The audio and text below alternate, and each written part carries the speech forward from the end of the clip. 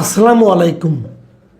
প্রিয় দর্শক, গত কদিন ধরে এই মানহানি বিষয়ক দুই তিনটা নিউজ আমার খুব চোখে পড়ছে।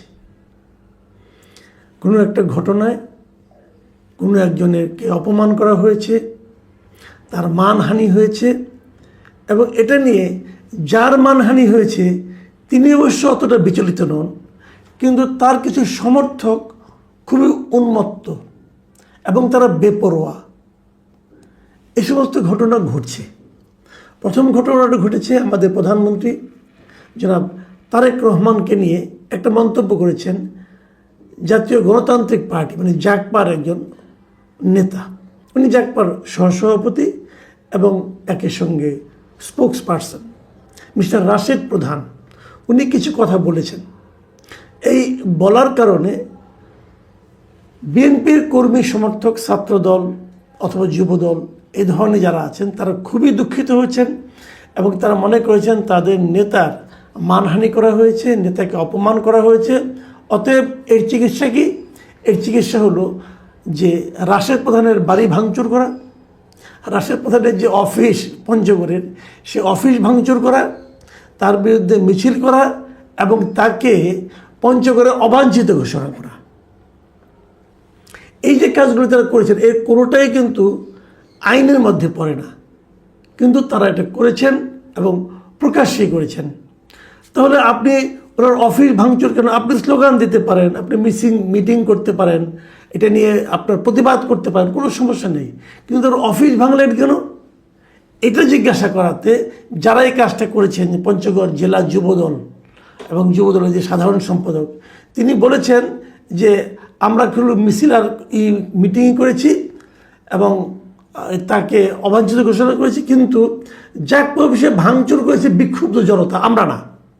ওটার সঙ্গে আমাদের কোনো সম্পর্ক নেই। তো এই বিক্ষুব্ধ জনতারা কারা? যদি আপনি ভিডিও ফুটেজ দেখবেন, যদি দেখবেন যে বিক্ষুব্ধ জনতা এবং তাদের নেতাকর্মী এদের মধ্যে বেসিক্যালি খুব একটা পার্থক্য নেই। তো এই কাজ তারা করেছেন। আবার এর একদিন পরে দেখলাম যে এটা নিয়ে ওই রাশেদ প্রধান উনি আবার একটা প্রেস কনফারেন্স করেছেন, করে উনি আবার ব্যাখ্যা করেছেন যে উনি কী শব্দটা ব্যবহার করেছেন। উনি কুলাঙ্গার শব্দটা ব্যবহার করেছেন। এই কুলাঙ্গারের উনি একটা ব্যাখ্যা দিয়েছেন, কুলাঙ্গার বলতে কি বোঝায় না বোঝায় নানা কিছু। তো এই বিষয়টা নিয়ে মানে এত হইচইয়ের কি দরকার ছিল? আমি এই কথাটাই বলতে যাচ্ছি। দেখুন, রাশেদ প্রধানের এই বক্তব্যটা আমি শুনেছি, ভিডিও তো পাওয়াই যায়, আজকাল সবই পাওয়া যায়, এবং বক্তব্যটা আমার পছন্দ হয় নাই। আমার কাছে মোটামুটি অরুচিকর একটা বক্তব্য মনে হয়েছে এবং রাশেদ প্রধানকে আমার একজন পলিটিক্যাল লিডার হিসেবে মানতে কষ্ট হয়েছে যে এরকম একটা লোক একটা রাজনৈতিক দলের এরকম ভাষা যিনি ব্যবহার করেন, তিনি একটা রাজনৈতিক দলের এত গুরুত্বপূর্ণ নেতা হন কিভাবে, এটাও আমি ঠিক ভালোভাবে বুঝতে পারিনি। তারপরে ওনার যে ব্যক্তিগত শিক্ষা, যে রুচি, তার মাধ্যমে তিনি কথা বলবেন। যেমন আমি যখন কথা বলি, আমি কিন্তু আমার নিজস্ব যে জ্ঞান, আমার যে বুদ্ধিমত্তা, আমার যে মানে পরিবার থেকে আমার যে শিক্ষা, যে রুচি, আমি কিন্তু তার বাইরে যেতে পারবো না, আমাকে এখানেই থাকতে হবে। এবং আমার চিন্তা ভাবনা সব কিছু কিন্তু আমার মুখ দিয়ে উচ্চারিত কথার মাধ্যমেই আপনি টের পেয়ে যাবেন যে এই লোকটা কোন বংশের, এই লোকটা কীরকম শিক্ষা, এই লোকটা কীরকম চিন্তা, এটা কিন্তু আপনি বুঝে যাবেন। কাজে রাশেদ প্রধানও তাই করেছেন। এখন সব মানুষ তো আপনার মতো হবে না, সব মানুষ তো আপনার মতো কথা বলবেও না। তো উনি বলেছেন আমার পার্সোনালি ভালো লাগেনি। আমি ওনার নিন্দা করতে আমি মনে করি উনি এই জন্য আমার কাছ থেকে অন্তরকে নিন্দা পেতে পারেন এই সমস্ত শব্দ ব্যবহারের জন্য। কিন্তু প্রশ্ন হলো তার প্রতিক্রিয়ায় এই মানে দলের যারা নাকি নেতা কর্মী যারা তারা যে আচরণটা করলেন সেটা কি, সেটাকে আপনি কি বলবেন? সেটা নিয়ে আমার যে প্রশ্ন সেটা হলো, দেখুন একটা কথা বলি, রাশেদ প্রধান কত বড় নেতা, এর নাম তো আমি আগে ভালোভাবে জানতামও না। আপনি জানতেন? আমার তো সন্দেহ আছে যে এই লোকটা কে। জাগপার নামে যেটা পার্টি ছিল, এটা শফিউল আলম প্রধান যখন ছিলেন তখন মাঝে মাঝে নানা রকম অঘটন দিয়ে উনি আলোচনায় আসতেন। শফিউল আলম প্রধানের কিন্তু বাংলাদেশের রাজনীতির ইতিহাসে ভালো ঘটনা দিয়ে খুব একটা প্রচার নেই, কিন্তু ওটা নিয়ে বিএনপির যারা অঙ্গ সংগঠন যে এই যুবদল ছাত্রদল তারা যে কাজটা করলেন সেটাকে আপনি কী বলবেন? ছোট্ট একটা জায়গায় ছোট্ট একটা নেতা অশ্লীল একটা কথা বলেছে, তাতে আপনি ক্ষুব্ধ হয়েছেন। ক্ষুব্ধ হয়ে আপনি এমন এমন কাজ করেছেন, আপনার কাছে মনে হয়েছে আপনার নেতার জন্য এই শব্দটা প্রয়োগ করা আর রাশেদ প্রধানের ঠিক হয়নি। তো ক্ষুব্ধ হয়ে আপনি এমন এমন কাজ করেছেন যে ঘটনাটা এখন পুরো দেশের লোক জেনে গেল। আপনার নেতার মান সম্মান কি আগের তুলনায় বাড়লো না কমলো? আপনি তারেক রহমানকে জিজ্ঞাসা করেন, উনি বলবেন আমার তো কিছু হয় নাই। ওনার কিছু হয় নাই। কিন্তু শোনেন, ধরেন একটা বিশাল গাছ, সেই গাছকে যে আপনি একটা লাথি মারলেন, গাছ ভেঙে পড়বে? যদি সেটা মনে করেন একটা বট গাছ হয়, ভেঙে পড়বে? আপনি যদি বারবার লাথি দেন আপনি ব্যথা পাবেন। যারা দেখবে আশেপাশে তারা ভাববে এই লোকটা কি পাগল নাকি? গাছের কিছু হবে? হবে না। কিন্তু তো তারেক রহমানের তুলনায় রাশেদ প্রধানের অবস্থান ওরকম। তো রাশেদ প্রধান কি বললো না বললো, তারেক রহমানের কি আসে যায়? ওনার কর্মী নামধারী এই মূর্খগুলি, ওনার কর্মী নামধারী এই যে লোকগুলি মূর্খ, যুবদল, ছাত্রদল, এই যে মূর্খ, তারা করলো কি, এই ঘটনা পুরো দেশে ছড়িয়ে দিল। বলল, জানেন আমাদের মহান নেতার নামে এই লোকটা এই শব্দটা ব্যবহার করেছে। লাভটা কি হলো? এই লোকগুলি কেন করে? এই যে মানসিকতাটা কেন? ওরা কিন্তু তারেক রহমানকে ভালোবেসে এই কাজটা করে না। ওরা তারেক রহমান অথবা দলের কাছে জানাতে চায় যে আমরা এই কাজটা করেছি, আমরা আমাদের নেতাকে কত ভালোবাসি, এই তার প্রমাণ। এটা ভালোবাসার প্রমাণ নয়, এটা বরং আইন নিজের হাতে তুলে নেওয়ার একটা প্রবণতার প্রকাশ। একই সঙ্গে নেতার, শুনেন, কারণ নামে যদি কিছু হয়, আপনার যদি ওটাকে ঢেকে রাখা, ওটাকে ছড়িয়ে দেওয়ার মাধ্যমে কিন্তু আপনি কিছু লাভ করলেন না। আপনার বরং তারেক রহমানের মানসিকতাটা একবার বোঝার চেষ্টা করেন। একটা ঘটনার কথা বলি।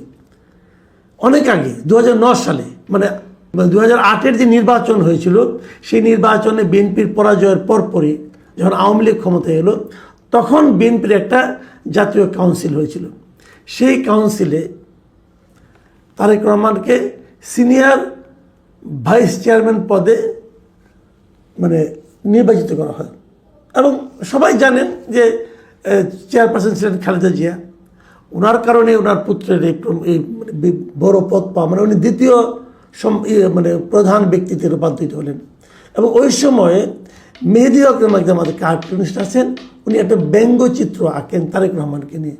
এবং সেই চিত্রটা আপনারা দেখেছেন, আমিও দেখেছি একবার, আবার দেখুন আরেকবার, যে এখানে বেগম খালেদা জিয়া উনি তারেক রহমানের মাথায় একটা মুকুট পরিয়ে দিচ্ছেন। এই যে কার্টুনটা, এই কার্টুনটা দেখলে আপনাদের কাছে কেমন মনে হয়?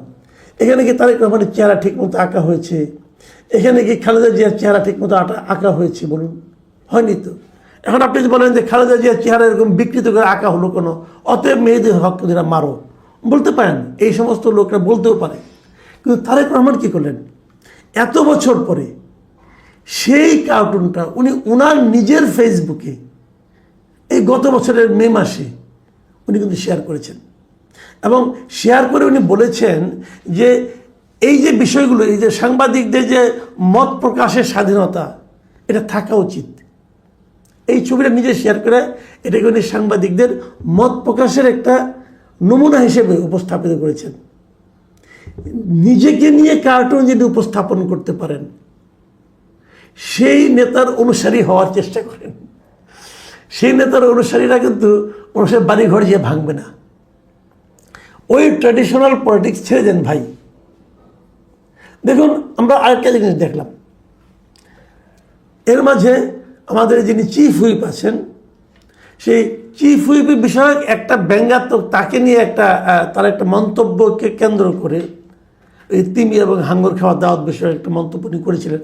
সেই মন্তব্যকে তৈরি করে একটা ব্যঙ্গাত্মক কার্টুন শেয়ার করেছিলেন হাসান নাসিম নামের একজন যুবক। এবং এতে ওই চিফ হুইপের একনিষ্ঠ কর্মী পরিচয় দিয়ে মিস্টার নজরুল ইসলাম নামে এক ব্যক্তি, তিনি যে সাইবার সুরক্ষা অধ্যাদেশ, এই অধ্যাদেশের অধীনে ওই হাসান নাসিমের বিরুদ্ধে মামলা করে দেন।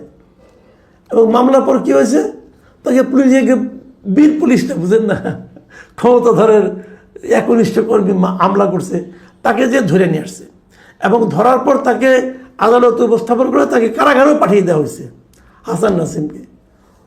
অপরাধটা কি, সেটা কার্টুন শেয়ার করেছে কেবল সামাজিক মাধ্যমে। তো আমার প্রথম প্রশ্নটা হলো, এই যে নজরুল ইসলাম ভদ্রলোক উনি একনিষ্ঠ কর্মী চিফ হুইপের, চিফ হুইপের আবার একনিষ্ঠ কর্মী হয় কেমন কিনা? কর্মী হবে দলের, চিফ হুইপ কি দলের মধ্যে আরেকটা দল করেছেন যে ওনার আবার একনিষ্ঠ কিছু কর্মী আছে? এবং উনি চিফ হুইপকে খুশি করার জন্য যে মামলা করে বসছেন। চিফ হুইপ উদার মানুষ। এই প্রসঙ্গটা যখন নাকি জাতীয় সংসদে হাসনাত আবদুল্লাহ তুলেছেন, তখন এই উদার চিফ হুইপ বলেছেন যদি ওনার বিরুদ্ধে অন্য কোনো মামলা না থাকে তাহলে তাকে যেন ছেড়ে দেওয়া হয়। ভাই, গ্রেপ্তার তো আপনার কথা করা হয় নাই, আপনার রিকোয়েস্টে ছেড়েই দিবে কী হবে? আপনি তো এই মামলার বাদীও না, মামলার বাদী হলো নজরুল ইসলাম, আপনার একনিষ্ঠ কর্মী। আপনি বরং বলতে পারতেন যে ওই একনিষ্ঠ কর্মীকে আমি ডিজোন করছি, এই ধরনের কর্মী আমার দরকার নাই, এটা বলতে পারছেন? বলতে পারেন নাই। আপনি ছেড়ে দেওয়ার কে? আপনি বললে ছেড়ে দেবে, কোন আইনে ছাড়বে? আপনি আমাকে বলেন। পুলিশ তাকে একটা মামলা, নির্দিষ্ট মামলায় গ্রেপ্তার করে আদালতে পাঠিয়েছে, আদালত তাকে জেলে পাঠিয়েছে। এখানে চিফ হুইপ সাহেব আপনি কোথায়? আপনি তো কোথাও নাই, আপনি মামলার বাদীও না, আপনি ছাড়তে বলেন কিভাবে? এটাই হলো আমাদের দেশের রাজনীতি। আমাদের দেশের রাজনীতিবিদরা মনে করেন যে ওনারাই হলো আইন, ওনারাই বিচারক, ওনারাই সিদ্ধান্ত দেন, ওনারাই রায় দেন। আপনার যেটা করণীয় সেটা হলো নজরুল ইসলামকে বলা যে তুমি মামলা প্রত্যাহার করে নাও, এবং 2 নম্বর, তুমি আমার একনিষ্ঠ কর্মী নাও, তুমি আমার জন্য ক্ষতিকর ব্যক্তি।